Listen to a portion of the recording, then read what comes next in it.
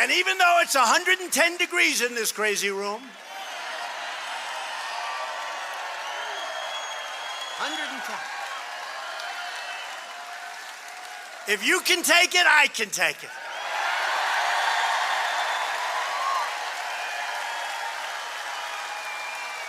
In all fairness to the HVAC engineers and contractors, this room was not designed quite for this crowd.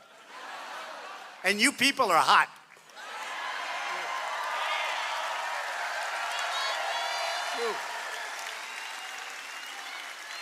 So if anybody wants to leave. There's a lot of people out there want to get in, but don't leave. Now, it is rather hot. Here's the good news. You walk out, you lose about 10 pounds, and you say, that was really very good. That beats going to a gym, right? It's hot.